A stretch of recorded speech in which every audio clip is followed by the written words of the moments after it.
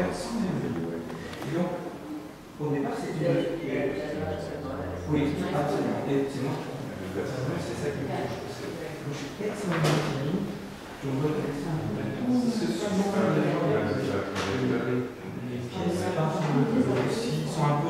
Alors le fil rouge, donc on a demandé à 3 collectionneurs de présenter une dizaine de pièces de leur collection. Les 3 collectionneurs représentent 3 tranches d'âge relativement différentes et étalées dans le temps, puisque le premier est Herman Daled, qui a 80 ans, un peu plus de 80 ans, Marc Remacle, environ une soixantaine d'années, Christophe Weiss, une quarantaine d'années. Et le deuxième fil rouge, c'est que ce sont 3 collectionneurs qui ont collectionné avec peu de moyens, qui collectionnent avec peu de moyens. Donc on est en dehors des grands budgets ou de ce dont on parle d'habitude pour des grosses collections.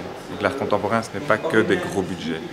Donc on a demandé à ces collectionneurs de prêter une dizaine de pièces. Herman Daled, une particularité, puisqu'il est connu pour sa collection d'art conceptuel et minimal, des pièces en dehors de ce pourquoi il est connu. Donc il a prêté 3 artistes, voilà, qui ne sont pas les noms habituels qu'on s'attendrait à voir chez Herman Daled. Marc Remacle a une particularité, c'est qu'il a découvert l'art contemporain tard, il y a une dizaine d'années, et il fait exclusivement confiance, ou presque exclusivement confiance, à un galeriste pour acquérir ses œuvres, qui est Jacques Seramy à Charleroi.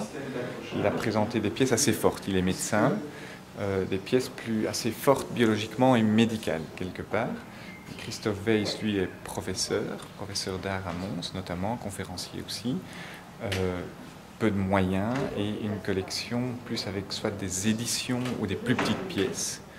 Les 3 collectionneurs ont une autre particularité, c'est qu'aucun des 3 ne montre chez eux une partie de leur collection ou du moins une partie importante. Ils n'accrochent pas, ni Herman Daled, ni Christophe, et Marc Remacle par manque de place.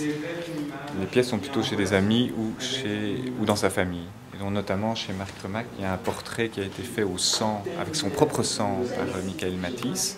Et cette pièce a été choisie par sa fille pour être dans son appartement à elle. Donc un lien très fort aussi. Mais alors vous excluez du jeu, vous êtes aussi collectionneur. Alors je suis aussi collectionneur. On espère en faire un rendez-vous annuel, 3 collectionneurs. Comme c'était le premier rendez-vous, je me dis que je me placerai dans un rendez-vous ultérieur, 3e ou 4e. Si vous louez votre espace. Et donc ici, on met notre espace à disposition. Ouais. Donc là, on a invité, c'est du pur, on peut appeler ça du mécénat, ou voilà, on a invité ces collectionneurs. Donc vous faites encore partie des collectionneurs qui agissent par coup de cœur et pas simplement par spéculation. Oui, exactement, ce qui est le cas des 3 ici, par pur coup de cœur. Donc Herman raconte fréquemment qu'il a collectionné plus que même par coup de cœur pour aider des artistes, notamment un Robert de Bouc, qui n'avait pas de quoi manger le soir, pas de budget, si Herman Daled ne lui achetait pas des pièces. Donc Herman Daled a acheté beaucoup de pièces d'un Robert de Bouc, qui s'est suicidé à 50-55 ans et dont on n'entend plus jamais parler nulle part. Alors on peut le... Et donc ce sont des pièces, notamment de ce Robert de Bouc, ce sont des pièces assez étonnantes, puisque quand vous tapez Robert de Bouc sur Internet, rien n'apparaît. On tombe sur les éditions de Bouc, et cette pièce-là est intéressante, puisqu'elle a vieilli, elle a 40 ans cette pièce. La première rangée, ce sont des cartons de couleur. La deuxième rangée, ce sont des photographies des cartons de couleur à l'époque. Et la troisième rangée, c'est l'artiste qui a peint les cartons de couleur. Et donc cette pièce a vieilli pendant 40 ans, à la lumière de vieillesse naturelle, dépigmentation. Et d'ailleurs, on peut l'accrocher près d'une fenêtre, ce qui est amusant. Et comment ça se passe l'alchimie? Comment ça se fait qu'un artiste bon peut réussir une carrière intéressante et inversement? C'est intéressant parce que Herman Daled, on croit qu'il n'a que réussi. Donc seuls les 8, Carl André, qu'il a découvert, James Lee Byers, Brotars. Et puis on voit que quelqu'un est passé au travers des mailles du filet, finalement, épaulé pourtant par Brotars, et donc ce Robert de Bouc, disparu dans la nature à l'heure récente. Donc je crois qu'il y a un nœud de relation au bon moment, de rencontrer peut-être les bons collectionneurs au bon moment aussi, les bons galeristes, et je crois qu'il faut vraiment l'ensemble des 3, pour que ça dure, sur la durée en tout cas. Au niveau international, c'est surtout la galerie qui doit le... Et la galerie doit le pousser, mais je crois que le rôle de collectionneur sur la durée est vraiment important aussi. Il faut une bonne alchimie entre tout ça et un peu de chance, certainement. Parce qu'on voit de très bonnes pièces. Ça tient un peu de chaud. Ça tient un peu de chaud. Donc c'est un simple cube de métal posé sur une planche un peu abîmée et il y a peint une fausse. Donc c'est le même Robert de Bouc que les carreaux décolletés. La schématisation, c'est une traduction en volume d'un organe. Votre coup de cœur dans cette expo, là, dans cette trilogie?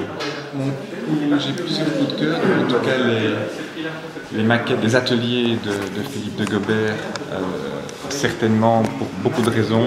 D'abord pour le côté vraiment des maquettes, leur contenu et leur relation avec Herman Deled. Je trouve que ce sont des pièces très très belles. Je dois dire que le portrait au sang du docteur Remacle est très fort. Quand on sait de Michael Matisse, quand on sait que ce portrait a été fait avec le propre sang du docteur Remacle et que sa fille l'a choisi pour son appartement. Donc il y a un lien, pour l'accrocher dans son appartement, il y a un lien biologique très très fort. Et chez Christophe, aussi bien pour la taille des pièces que pour leur contenu. Donc il y a ces pièces de Roman Ondak très belles et une pièce d'un couple de Hollandais, Gerlach et Co, qui travaille énormément sur la notion de couple, d'être à deux, d'être un. Le bas représente la hauteur de madame, le haut représente la hauteur de monsieur, et il s'agit en fait d'un trombone déplié. C'est sur la notion de rattachement entre le couple, je suis moi, tu es toi, et on est attaché, détaché. Donc il y a un côté chez Christophe très conceptuel, il y a un côté aussi de peu de moyens, donc ce sont généralement des petites pièces, mais qui ont beaucoup de contenu. On voit Pierre Gérard. Plusieurs boîtes. On a découvert par après l'affichage des correspondances entre les collections aussi, où notamment les trois collectionneurs ont des boîtes, parce qu'on retrouve Van Keckenberg, de Gobert. C'est Van Keckenberg? Van Keckenberg, oui. C'est un brouillon, ce sont des pièces qui ont servi, un mécano de cerveau. Ce sont les pièces qui ont servi au moulage du mécano de cerveau et ensuite le mécano a réellement existé, a réellement été voilà construit. un cas particulier. Il est dans une bonne galerie, mais il n'est pas connu internationalement. Donc ce n'est pas seulement la galerie qui fait l'artiste. Non, et qui plus est, il a été montré à Venise tout récemment avec et il ne César, décolle pas sur le plan international. Non, donc il y a des alchimies qui ne prennent pas. Je crois qu'il y a une notion de, on en parlait avec Herman Deled aussi, il y a une notion de chance aussi, voilà, quelqu'un sort, il faut vraiment une combinaison de beaucoup de choses. Mais ça reste un grand mystère, c'est ça qui est passionnant aussi. Il y a une autre correspondance amusante, il y a ces 5 photos de Jacques Luiniste chez Margot,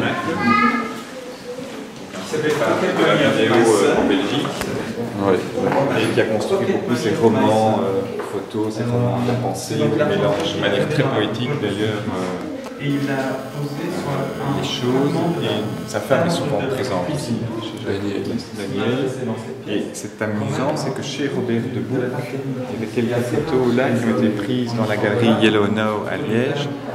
Et donc là on est chez Herman Deled, ici on est chez Marc Remacle, et la galerie Yellow Now est justement la galerie qui a montré la première les vidéos de Jacques Luiniste. Et tout à fait par hasard, et on parle à Herman Deled, il dit non, Jacques Luiniste je connais pas bien, même époque, donc il n'était pas dans le même radar. Donc voilà, il y a beaucoup de choses comme ça qui se sont passées. Beaucoup de discussions intéressantes aussi entre générations. Michel Couturier, donc photographe, vidéaste, il nous expliquait un peu comment il procède des nouveaux totems dans les villes qui sont ces zones. Il s'intéresse à la ville et aux zones suburbaines des villes. Et donc un peu les nouveaux totems des villes, les panneaux publicitaires. Donc généralement il procède d'abord par une photo plutôt globale, il en extrait un détail et puis il l'abstracte, il le repeint. Et quand on sait ce que c'est, évidemment, on sait ce que c'est, toujours verticalement, avec des tailles, un peu des tailles différentes, il y en a parfois des très grands, on a fait certains la feuille dorée aussi plus récemment. Dame est très peu connu finalement, les visiteurs étrangers ne le connaissent absolument pas, et parmi les Belges qui sont venus ici, aussi bien lui qu'un Michael Matisse.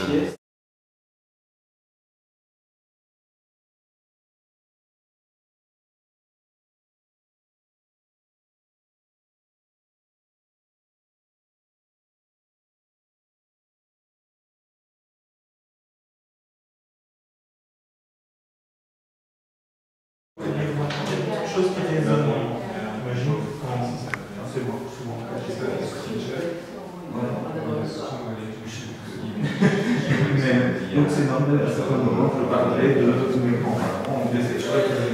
Et donc, le principe ici, c'est toujours un peu plus. Ce sont des diapositives, et en tant qu'historien, j'ai fait des diapositives sans argent, sans des diapositives en argent. Et ce qui m'intéressait, et ce qui m'intéressait, au départ, il y avait un image, et ça a été coulé. De la disparition. Donc, voilà, ces petites pièces qu'il y a parlent de